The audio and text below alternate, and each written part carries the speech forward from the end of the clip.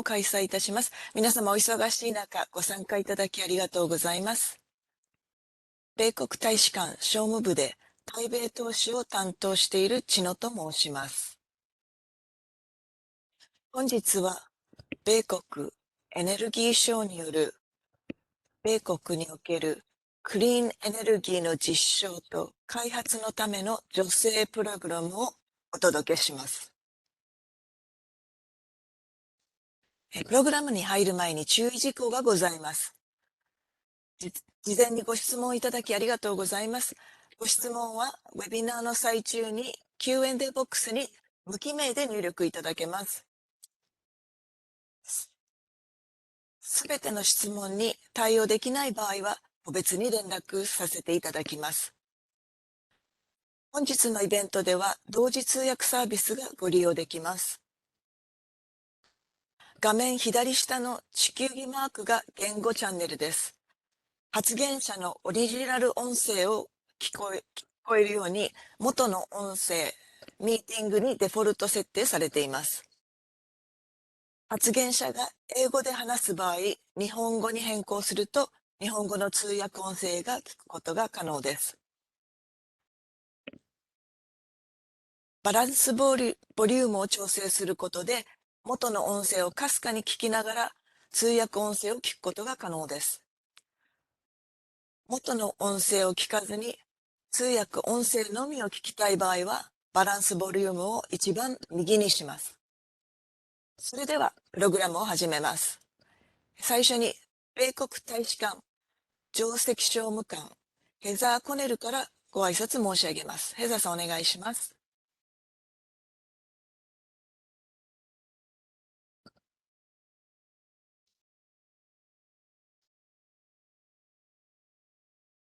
Thank you very much. Good morning for those of you in Japan, and evening to those of you in the United States. Thank you for your participation in today's webinar to introduce the United States Department of Energy's recent funding initiatives. My name is Heather Connell, and I am a commercial officer at the U.S. Embassy in Tokyo. Established by the President in 2011, Select USA is a U.S. government-wide program led by the U.S. Department of Commerce.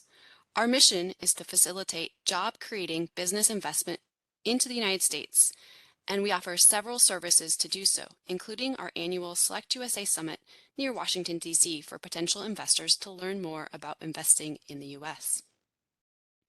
The recent bipartisan infrastructure law and the Inflation Reduction Act have made funds available for investors to make a positive impact on our environment. I hope you will take advantage of these programs and contact us for any questions regarding investing in the U.S., especially if you find today's webinar helpful. There is no shortage of reasons why businesses choose the U.S., from the business-friendly environment and quality of life considerations to specific technological, supply chain, infrastructure, and workforce factors. I and my team am here to help your company with your U.S. investments. For today's program, I am delighted to welcome Department of Energy's distinguished panelists from the Office of Clean Energy Demonstrations and the Loan Program Office. I will turn the mic over to my colleague, Ben Foster, Senior Energy Attaché at the U.S. Embassy, to introduce today's program. Thank you very much. Good 続き morning. まして、エネルギー省のフォスターさんお願いします。Thank you. Good morning and good evening. My name is Ben Foster, and I'm the DOE Japan Office Director and the Senior Energy Attaché at the U.S. Embassy in Tokyo. I would like to welcome you to today's webinar entitled Funding for Clean Energy Demonstration and Deployment in the United States. Thank you very much for taking time to join us this morning and this evening. The climate for clean energy investment in the United States has never been better. The Bipartisan Infrastructure Law and Inflation Reduction Act together provide billions of dollars to the U.S. Department of Energy to support new opportunities for investment in clean energy demonstration projects and deployment in the United States. This funding is available across many clean energy sectors, including hydrogen, carbon management, energy storage, advanced vehicle manufacturing, and many others. Please let me welcome today's speakers from the Department of Energy.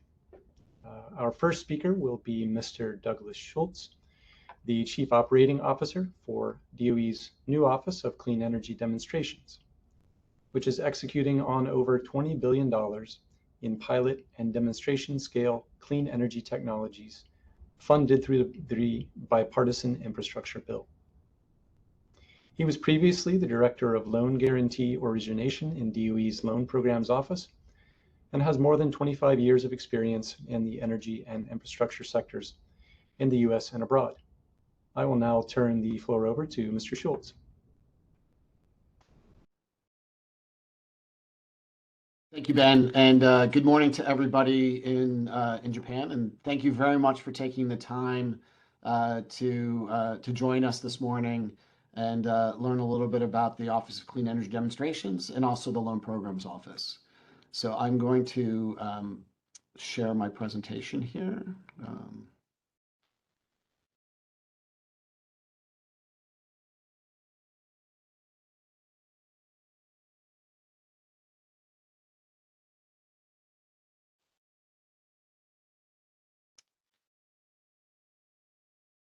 So the first important question to ask is, what is what do we mean by demonstration? Why is demonstration important, and how do we execute on that? So just to put this in context, the International Energy Agency recently made a proclamation that in order to meet the kind of net zero emissions goals that we in the United States and I think globally have by 2050, we will need at least $90 billion worth of large-scale energy demonstrations by the end of this decade. And that means that we need to be able to have these new technologies demonstrated at scale in a way that they can be leveraged by the private sector and implemented during the end of this decade and then into the 2030s, 40s, into 2050. If we don't have those demonstration projects, it will further delay the implementation and the decarbonization of all of these vital industries that we've got. The bipartisan infrastructure law has been mentioned, and the recently passed Inflation Reduction Act have added, of that 90 billion, we have approximately $25 billion in the Office of Clean Energy Demonstrations directly to focus on that challenge. The Office of Clean Energy Demonstrations is a new office. It was actually set up by the bipartisan infrastructure law, which passed at the end of last year.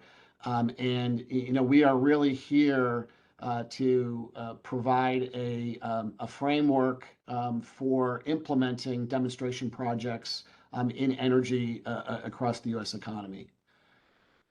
So, as I said, it is, our mission statement is very, very simple. It's demonstration projects at scale. But what's important is in partnership with the private sector. And what that means would be with having that combination of the private sector, and public-private partnership, and at scale means that if we do it right, we will, accelerate the deployment, the market adoption, and the equitable transition of all those technologies, by allowing the private sector to take over once the projects have been de-risked and the major the kind of areas of adoption are understood. So the OCED mandate really falls within 5 kind of important areas. One is that OCED was created to be a center of excellence for demonstration projects. What that means is that it requires a special skill set and experienced staff to be able to execute on large-scale demonstration projects. The Department of Energy within the U.S., and I'm sure the similar entities in Japan and elsewhere, have been very good at focusing and supporting research and development. We have an extensive lab network within the United States that does basic research. We also do a lot of pilot scale research and early stage adoption for technologies.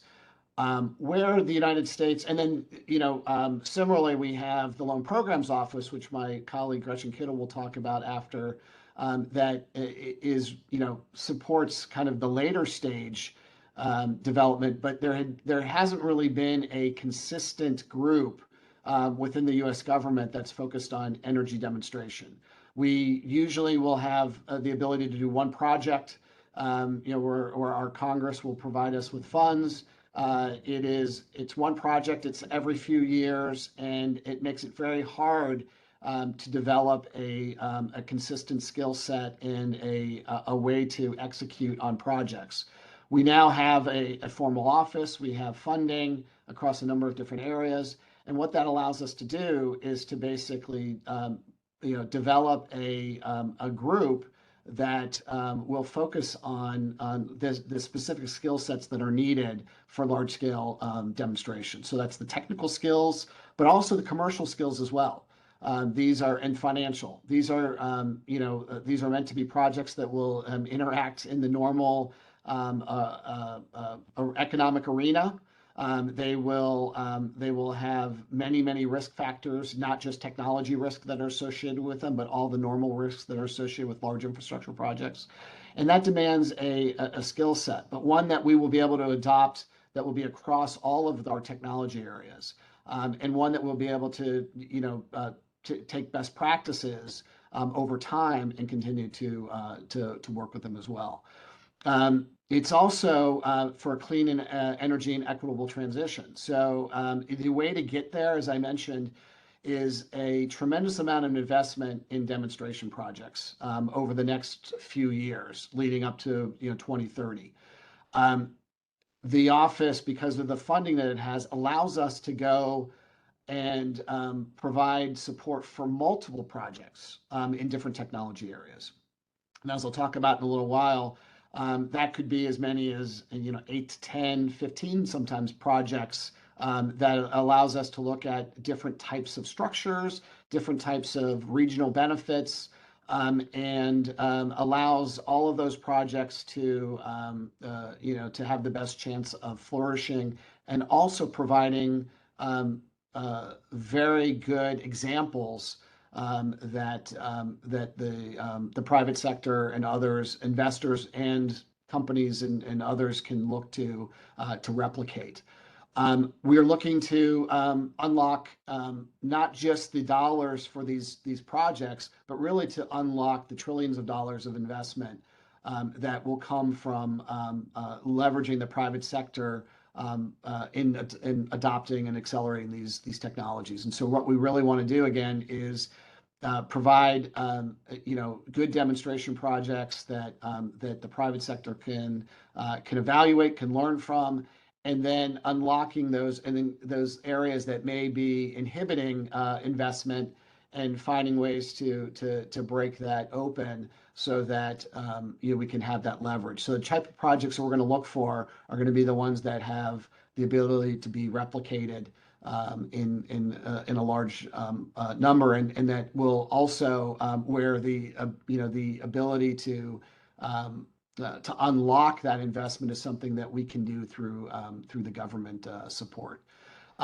We're also looking for a balanced portfolio for de-risking this technology. So we want to make sure that we're not just investing in projects that would have been done already, but we also don't want to do projects that are so far down in terms of risk that their chance of implementation are very slim. So it's really finding that sweet spot where we're looking at working to de-risk transactions across the various areas of implementation, being able to find enough projects out there. We know some of them will fail, but by doing enough of them, we'll be able to show the successes that are out there and be able to learn from the ones that don't move forward.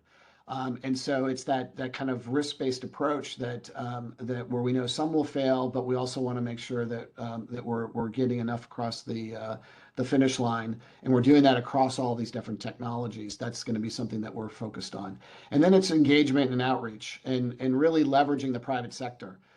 So this is, in a sense, a true public-private partnership. What we will be doing is financial assistance, which means that we're more like equity, in the sense that there's no repayment required for what we're doing. We'll do cost share, but also we don't take equity stakes as well. So there's no, it's essentially funding for a project where we are a partner in that project. So we are going to be able to bring to bear all of the things that we can bring through the Department of Energy, through the lab network, through our commercial experience, and the funding, and be in true partnership with the project sponsors. So very similar to what you would experience with any kind of a joint venture that you might do in a normal private sector environment, without the need for a return for the government, but where we're providing up to 50% of the cost share for that. So all of those things really lead to an impact that is long-standing, long-reaching, and will provide the biggest impact in terms of moving projects forward. So where do we sit in the continuum? So OCED is really in filling a gap that had been within the department, as I mentioned, for a place for a consistent office to help implement demonstration projects. The department is very good, again, at basic R&D, at pilot projects. The Loan Programs Office has been extremely successful at kind of later stage deployment for technologies, and really helping to accelerate private sector liftoff for those technologies. But in terms of a consistent approach to demonstration projects, that has been lacking. So OCED is really filling, as you can see on the slide here, filling that gap for demonstration. And so that is where we'll have some overlap with both groups, but really trying to leverage those capabilities as we kind of go forward here. And then the last part that is really important about what we're doing as well, with all of these efforts, is really bringing in a sense of community involvement. I think we all recognize that community engagement and involvement is extremely important for the success of projects. We've all learned that over time, and it's something that as we're going forward with the Office of Clean Energy Demonstrations, we want to be able to work with our partners to help drive those benefits, and ensure and enhance project success as they go forward by really having early and consistent and very broad engagement with communities on all kinds of different issues, including kind of environmental equity issues for communities that have been kind of impacted in an adverse way in the past, trying to work with on labor issues, trying to enhance just the quality of life around these projects, and provide true kind of benefits in addition to the projects themselves, but really make the projects part of the communities, and really have the communities engaged in that success as well. And so that is something that we're looking for in terms of the projects that are coming in terms of thinking through those engagement plans, but then also as a partner with projects that we're working with, moving through those projects. So we have authority over a number of different areas that have come in legislation, and I'll talk about each quickly, just to give you a sense of the scope of what we're doing. But in addition, I'd like to just highlight that one of the true benefits of having OCED recognized in legislation and being set up is that we will also we're also looking to the future as well. So not just to implement the projects in the funding that we have now, but also to look into the future for new areas that will need demonstration support. So we're looking to develop demonstration deployment pathways for these technologies, which will help to kind of unleash, figure out what areas do you need to be de-risked to help unleash these different important areas for impact, but also to look at the other areas of the energy nexus to see where some demonstration support would actually help to move those sectors along. So you can think about things like offshore wind or other areas where sustainable aviation fuel, et cetera, where those kinds of areas might need in the future that kind of support. So the first one, and the one that's probably gotten the most attention, is the clean energy hydrogen hubs. We have, we're looking, and we actually just released the funding opportunity announcement for that. And just to help everybody understand what that means is all of our authorities, because they are financial assistance, are done through formal solicitations or request for proposals, whatever you want to call it. And for us, they're called funding opportunity announcements, but they all are similar in the sense that they're solicitations. They lay out the framework for what we're looking for in terms of projects, how new projects will be evaluated, and the way that we will work with successful applicants through that process. So the hydrogen hubs is really a very impactful one because it's looking at the full ecosystem. It's not just looking at individual projects, but it's looking at the production, the transportation, and the use cases, and really trying to develop across the U.S. Whatever makes sense for different locations. What is an ideal hub that can demonstrate how that ecosystem will work, but also provide the groundwork for growth in that area as well. So I'll get to this at the end for all of this, but give you the link to the OCED website where you can delve into more information about this. But with the regional hydrogen hubs, we are looking for concept papers coming up on November 7th, and then where we'll review those for teams, and then full applications in April. I will stress that if you're not part of any of these, any of our funding opportunity announcements, there is still a tremendous value to working with OCED in the sense that we will be sharing. We see the true value of what we're doing is not only supporting these projects that are getting done, but making sure that investors, stakeholders, the companies, technology providers, regulators, everybody that would be part of state and local governments that would be part of success for these are learning what we're learning. And that we're sharing all of our lessons learned. We're sharing what we're seeing. We're talking about our demonstration deployment pathways. We're really engaging in a kind of a bilateral relationship where we're learning from entities like yourself, but also sharing that information. And so this can be important for investment decisions. It can be important for deciding how you're going to do certain manufacturing that may not even be something that's high technology, but may truly benefit from the moving of hydrogen into a much more broader use case, or if it's on carbon capture or other things where all of those technologies can move forward. So I just wanted to stress that as well. We also have advanced reactor demonstration projects. These are already selected. So we have a TerraPower, a Natrium Reactor, and X Energy, the two companies that are working through that right now. We inherited those projects, but this is giving us the opportunity to kind of fully talk about and work through how we will do our project management oversight and how we'll share that information as we go forward.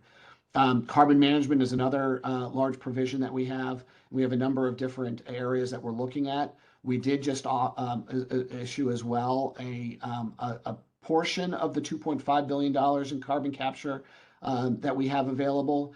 And those are really focused on FEED studies. And so we will be looking for letters of intent in a few weeks here, and with full applications coming in December.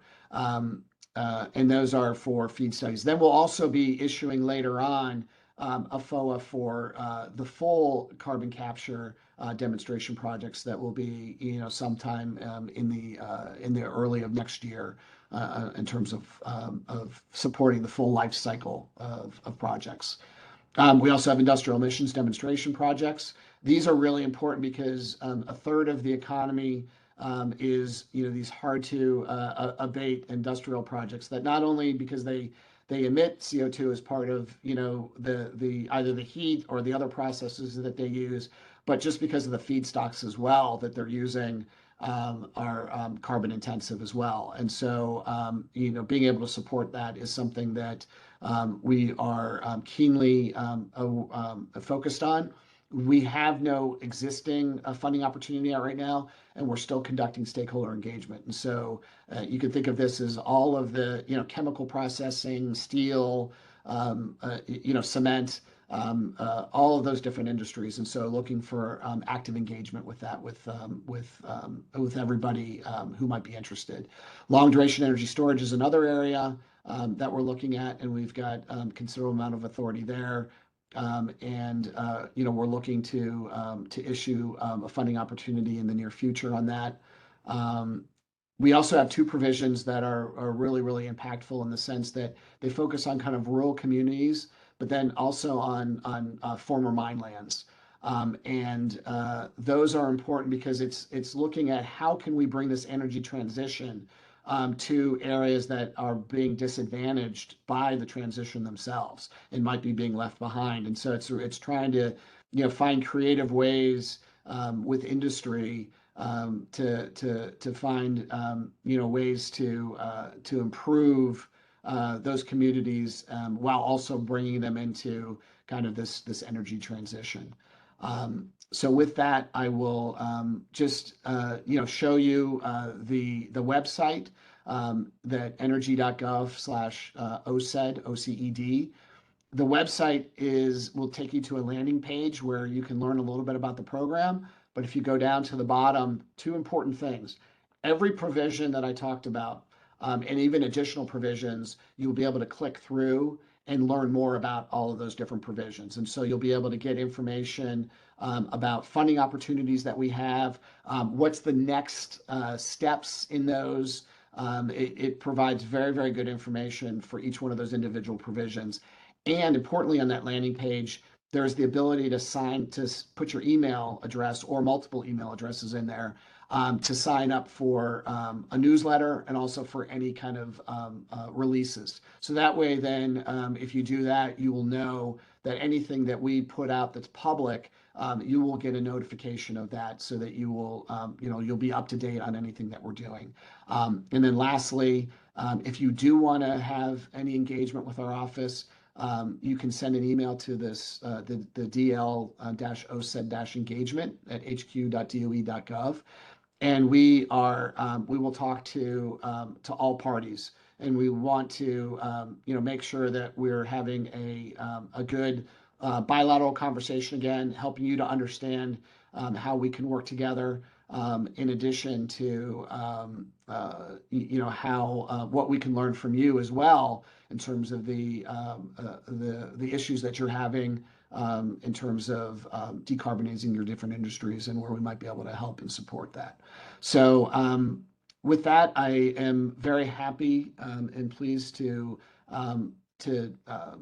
introduce my colleague, my former colleague, but still a colleague because we're all in the same building, and we're sharing, as you saw on that continuum, we're right next to each other on the continuum.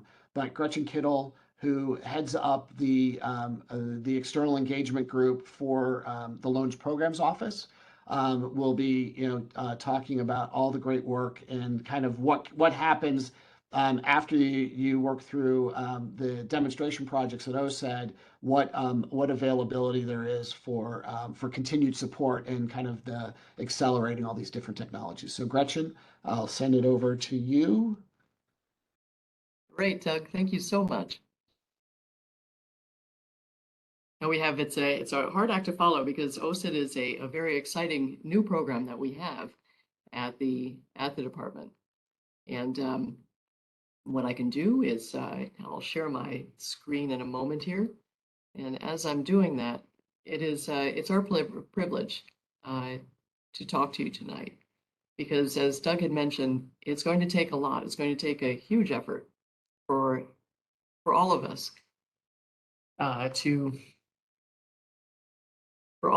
be able to drive the Earth towards the clean energy environment that we all desire.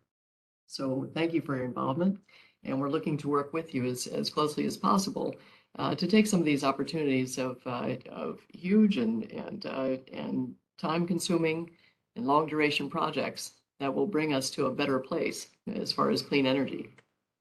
All right, so for the Loan Programs Office, what we do is we take projects that could come through OCED from Doug's group, or take projects that we discover in the market, et cetera, and we give them a bridge to bankability. And what that means is that we'll take let's say an innovative technology that has been proven to a certain degree and is ready to be commercialized in the views of the folks who built it or developed it. But then if you take it to a bank, say, to get some funding, the bank says that this is a terrific idea, we love it, so please show us your 3 to 5 year track record. And you don't have that. So that's where we can step in, because we have the expertise with the DOE technical expertise and technology expertise and energy expertise. We have the ability to look at that project and say, yes, we are ready to take that risk to fund you from where you have proven an idea at a certain scale and bringing it up to commercial scale. And that is that's our tagline now, is bridge to bankability. We'll go through that a little bit more in a couple slides. All right, so, and this is, again, the slide just reflects what I said a minute ago, is that we're looking to fill a gap. What we do is we provide senior secured project finance, and we provide debt, and we're essentially a bank within the Department of Energy. However, we are not a bank that's there for profit. We're there for a bank that's to accomplish a mission, and that mission is to drive forth clean energy developments in the U.S. So with doing that, then we as Doug had mentioned, that we welcome anyone to apply. We have our certain eligibility criteria that we'll go through, but it's something where we welcome the ideas to apply to this program so that we can keep driving forth the innovative nature of energy. We don't compete with commercial finance, but what we do is try to get you to the point when you can attract commercial debt finance. Okay, so again, with the bridge to bankability, let me on this particular slide, you can see what we mean by that. There is a demonstrated innovative technology and it's something where it has not been proven in the market at the commercial scale just yet. With our different loan programs, we wanted to be a little bit further along the scale. If we're dealing with our vehicle manufacturing type of loan program that we'll go over, we wanted to be fairly far along on this bridge. But then with what we'll talk about as our Title 17 loan program, it's something where we'll take a little bit more risk. We'll be a little bit earlier in along this bridge. But what our objective is to get the projects to the end when they have full market acceptance and can pursue commercial financing. But why do you want to come with us? Because there's equity capital out there, maybe some other capital that you could have. But what you get with us is the full Department of Energy behind us. So we have the expertise where we can understand the innovative technology that you're bringing to us. We're patient capital. Because we understand this risk, we realize that things are not necessarily going to pay off in 2 years, 3 years, 4 years. Also, we realize that when you come to apply to us, when the process can be something where you come to us when you're still fairly early in your path to commercial deployment. And we've had applications that have been that simply because of timing, of project development, of permitting, time consumed and things like that, that they've been 3 years where we're holding a commitment for them for 3 years before we fully bridge them into getting the loan financing. So we are willing to work with you to build something that's going to bring you success, which then means we accomplish our mission. We're flexible. We are limited by statute to certain things. For instance, we can loan up to 80% of total eligible project costs. We also can go up to 30 years. Again, there's a limit to that by statute. Rarely do we go that far. However, we do have flexibility that perhaps commercial banks would not have. It's something where if we look at our portfolio, we're generally a slightly longer term than comparable loans would be in the private market or the commercial market. And that's something where, again, we're not looking to earn a profit out of this. We're looking for you to be successful so we can be flexible with our terms. And we want to make sure that we work with you to make sure that your business is a success. We are committed. When we are there from the start to the finish. And it's something where we will, if you bring in a co-lender at the beginning, we can co-lend, but it's not something where it's not something where we're in the practice of handing over administration or putting the loan in someone else's hands, because we are there from the beginning. The group that I'm leading is called the Division of Outreach and Business Development. And what we do is that we will talk to you before you apply, and we will give you feedback on your potential application, if you could be a fit, where you wonder which loan program you might best fit. And then we work with you to make sure that you have the strongest application that you have. And then after you put in the application, we work through you as you go through the approval process. And we're there for if you have any questions, if you would like just to bounce some ideas off of that, that's what we're here for. So it's something where you'll see at the end, my phone number will be on the slide, so call. And it's something where we're willing to put a team member onto your project so that we can make sure that you get the best service from us, and we get the best results from you on the path to clean energy. Okay, I mentioned our programs. Now, what I'm going to concentrate on for this talk is just the ones that are most applicable to you. There are new programs that have come out based on recent legislation. I'll mention those, but those are ones that we are still mapping out the standards, how we're going to lend on them, and things like that. So we're always we have more information on the web, and I can send links to information that's more on those. But that's something that we are developing over time. But the ones that are most applicable for you at this point are the Title 17 project loan program, where we lend money for innovative clean energy projects. We have for the criteria for this is that your project must use innovative technology. It must reduce, avoid, or sequester greenhouse gas emissions or other pollutants. It has to be located. The project has to be located in the U.S. And we're all recovering bankers. It has to provide a reasonable prospect of repayment. So we do not do development funding. We do not do grants. What we do is senior secured project finance debt that we work with you to make sure that you can pay it back to us over time. Often we get the question about, does the project have to be fully owned in the U.S.? And no, and that's partly why we're talking to you, is that the ownership does not have to be by a U.S. company, but the project does need to be located in the U.S. And we are convinced or confident that there are a lot of opportunities for you to be able to bring technology that has not been used in the U.S.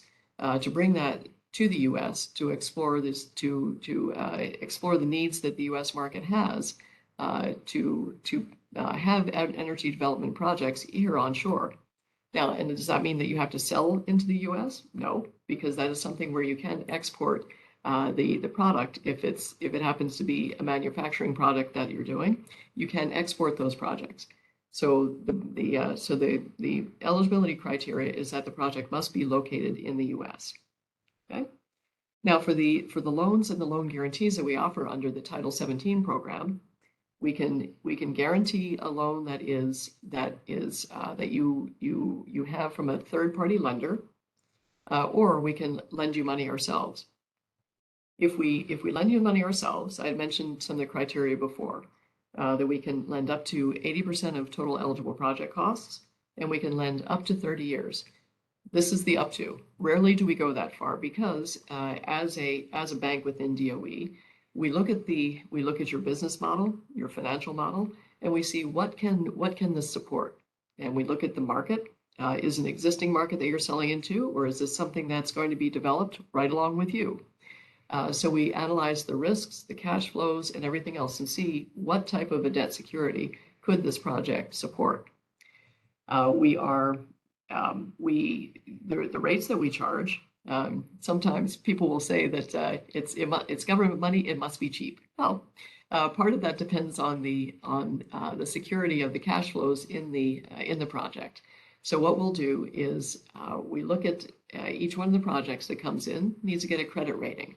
So a lot of the terms of the loan agreement and things like that will depend on how your project is rated for credit quality. But that's just one factor. We take the rates start at the U.S. Treasury rate for the same duration as your loan would be, and then there's a credit-based cost added on top of that that you would pay with your loan. But that's things, again, I can send more detailed information and provide you links that we could be happy to go over that in more detail at your convenience. We're also trying to find a structure of the financing that will work well for you. It can be project finance. There could be corporate if you have a parent company with a very strong balance sheet. That's something where we could possibly do a corporate or a warehouse type of structure. Okay, and then the next, oops. Okay, and then the next program that might be of interest to you is it covers advanced transportation. Now I'm mixing two of our loan programs under here, so you can see the full spectrum of what we're doing when it comes to transportation. First is the Advanced Technology Vehicles Manufacturing Program, and that is on the left side of your screen. This is one where we give loans in this program to finance either the manufacture of vehicles or the manufacture of components. This is a program that has been expanded based on recent legislation to move from what was formerly its spectrum, which was of light duty vehicles, passenger vehicles. It has been expanded to include medium and heavy duty, as well as marine and vessels and aircraft. Now this is something that, again, with the recent legislation, we are determining how it is that we will be, the standards we will be lending on. And this is something where if you have something that's medium or heavy duty, do come talk to us. It's never too early to call us or to email us. And then as we're able to build the standards for these type of loan programs, we would move you along in the loan process so that when you're ready, we're ready with this type of lending facility. Now we also do, under the Title 17 program that I mentioned before, there's deployment of things that relate to advanced vehicles. So if you think about the Teslas that are out there, we did the first loan to Tesla, but the Teslas that are out there need charging stations and things like that. So that's something that we can finance under the Title 17 loan program, right? So you can see there's a wide spectrum of what we do here, and it's something where it's our job to figure out where it is you could fit in these programs. Okay. Here's just an example of a project that we did recently that was covered under Title 17, where it's a hydrogen related project that is a bellwether project. And what it's doing, excuse me, is that it is, sorry, it is using some salt caverns to be able to, that are nearby, and also some excess power, etc., to be able to supply hydrogen and to give long-term seasonal energy storage that is a project that is going to be benefiting multiple parties, because it's using excess energy, it's using salt caverns, and it is facilitating the growth of hydrogen in the U.S. We have activities on the transportation side. There's a battery manufacturer. The Ultium Cells is going to be a huge facility that'll be in the U.S. And they were also able to lend on the critical minerals or materials side, because there are things that, as you all well know, that go in the innards of the batteries that have to be, that are not in a supply that's in an excess supply.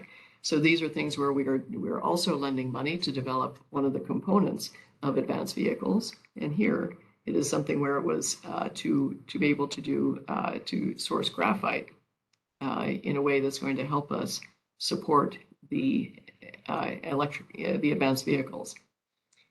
All right. So, but what does this all mean? What we have is, you're thinking, well, okay, I'm hearing these examples, but can my project qualify? Well, this, as an example, I wanted to show on the screen for you what we're looking at right now with the applications that have come into the office that we're actively processing right now.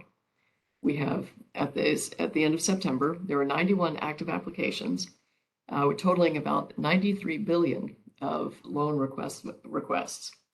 And as you can see on the right-hand side of the screen, it's spread across many different technologies. So if it's, we are doing virtual power plants, we are doing transmission projects, we're doing critical materials, as I mentioned a minute ago. We also are in advanced nuclear. We are biofuels, etc. So you can see that if this is something that is innovative, and it is advancing clean energy, reducing greenhouse gas emissions, or producing an advanced technology vehicle, please talk to us, because that's something where we might be able to support your project with our lending ability. Now we have, and part of the interest that I know that you have is what's been going on with politically in the U.S., because we have strong support of the administration and of Congress, and they have greatly expanded our ability to fund projects. With the Inflation Reduction Act that was recently passed, we have about close to 12 billion more capacity for LPO to support new loans. And that's something where it's to support our ability to do loans, to take the risk off of the U.S. government. That's the allocated funding in that first bullet point. The one to concentrate on is the second bullet point, and that's our expanded lending capacity. So we are looking for at about $100 billion of additional funding that we can put to use. But the way that we can put that to use is with projects that come in from, again, that are serving a need that's within the U.S., that are located in the U.S., but are something where we are looking for impactful projects, and projects that can be of a size that we will be able to deploy this 100 billion in capital. There is so we'll move to the next one now. But now that you know that there's all this money available, how is it that you work with us to see if something is right for you? First thing is you would email or call the outreach office, and then you'll get that information at the end of the talk. And the first stage is to do pre-application consultations. We'll have phone calls, we'll have conference calls. If you happen to be in Washington, then we can come and meet you. Or welcome you into the headquarters and meet. And this is something where it's our job, my group's job, to understand the project that you have, to help you understand where you could fit within the loan programs that we have, and then work with you to get together an application that's going to be as strong as it can be. As you and a lot of the timing for this works on you, because it could be that you call us when you're at the stage of your pilot project. You're just beginning the testing stage, and then we let you know about how much data that we would need in order for us to do the evaluation to see if you meet our eligibility criteria. So that could be something where we could talk on a quarterly basis until you're ready, and then we could talk every week. Or it could be something where your project is ready to be, the application is ready to be filled out, and we would get you into the process of formally submitting the application as quickly as we could. Once you submit the formal application, we go through the process of determining if you do have eligibility for the program that you did choose to apply under. This will be a lot of back and forth. Because when you turn your application, there could be questions that we have when we look at it. The people with the technical expertise to see if you are reducing greenhouse gas emissions, or to see if you have an innovative technology. These are the folks who, again, might have questions, requests for information, etc. So it'll be very much a back and forth project. It's not something where you fill out the application, you toss it over a wall, and we toss it back with yes or no on it. It's not that way at all. And as we move further in the process, you would be going into due diligence and into negotiating the term sheet, and then through the credit approval process. How long does this take? We have, you can allow for a year. If things are ready to go and there are no delays with your needing to raise additional equity or needing to get different types of permits, etc., then it could go faster. But it's something where we just encourage you to allow that amount of time. And again, it's never too early to call us. All right. And this concludes the remarks that I have for you. We have, if you see, there's my phone number, email address. So please do send something to me. And then what we can do is determine where it is, which team member would be the best to talk to you about your project, and then we'll see where you might fit. If you don't fit with us, we'll also do our best to find out if there's a grant program that could bring you along to where you're at the point to come with us, or if you're ready to come forward with us, then we'll just again work to get you to have the strongest application, and we'll continue to manage the relationship with you as you go through the evaluation and the negotiations and the final approval process. Okay. Now we have, it's something where, again, we are eager to work with you, and we cover, please, it's never too early to call us.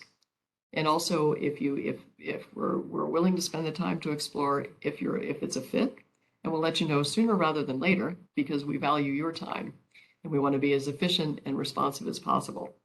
And I work closely with Doug, because a lot of times we'll see as his program goes, we'll see those come through the LPO loan program, and then we look forward to seeing you graduate into commercial financing once you've been through with us for your loan.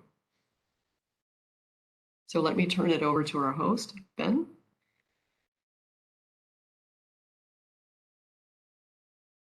Yes, thank you very much, Gretchen. Thank you very much, Doug. I would like to turn it over to my colleague, Junko Chino, for a few questions. I think we have a few minutes left. はい、ありがとうございました。情報が盛りだくさんなんですけれども、後ほど皆様には、PDF の、プレゼンテーションをお送りしますので、お手元に届きますのでご心配なく、ご質問一ついただいてますので、申し上げます。日本企業が OCED や LPO の助成プログラムに申請するときの要件は何でしょうかという質問をいただいてますけれども。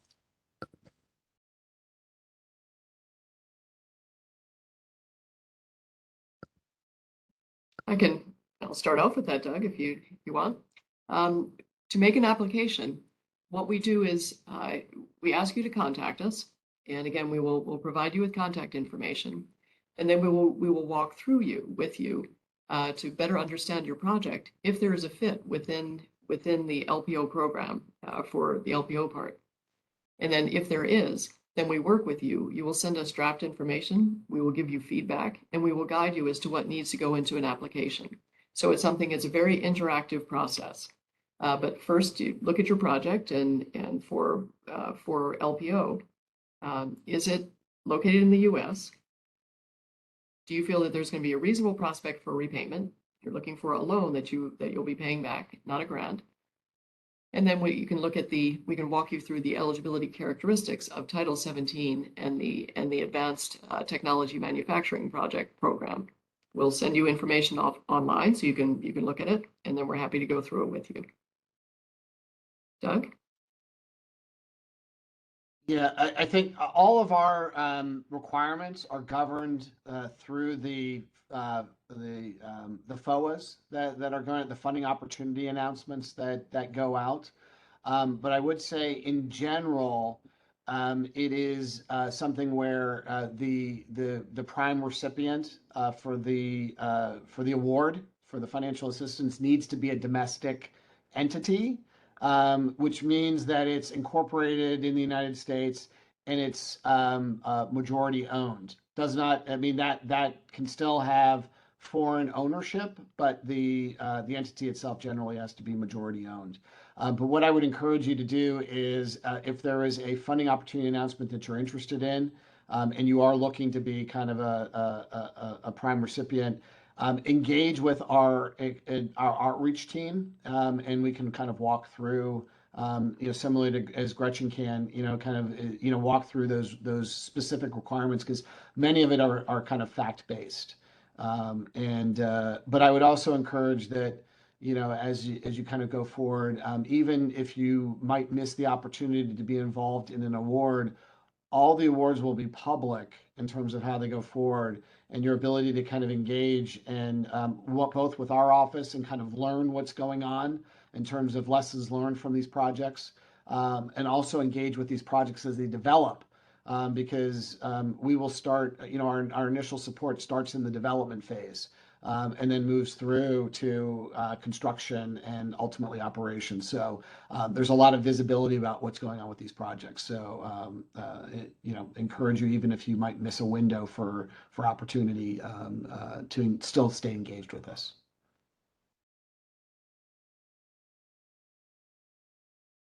ありがとうございました。では時間が押してまいりましたので、ここで質疑応答を終了させていただきます。いただいたご質問に関してはこちらで、また個別にご対応させていただきますので、本日のパワーポイントは先ほど申し上げましたように、皆様に、アンケートと一緒にお送りすることになります。あとメディアの方へのご参加いただいているんですけれども、今日のセミナーはオフレコということでお願いいたします。では最後にフォスター様に閉会のご挨拶をいただきます。ベンさんお願いします。Yes, thank you very much, Gino-san. Please join me again, all of you, in thanking Doug Schultz and Gretchen Kittle for introducing the various funding opportunities for U.S. clean energy investment in their respective offices, and for taking time to participate with us tonight. I would also like to thank our colleagues, most specifically from Select USA, for hosting today's webinar. And thanks to all of you for participating in the webinar this evening and this morning. If you have follow-up questions, as suggested, please do not hesitate to reach out to Doug and Gretchen's offices using the contact information that we will provide, or reach out to DOE Tokyo or our Select USA colleagues here at the U.S. Embassy. Thank you very much for your time and attention, and have a good morning or good evening. Thank you very much.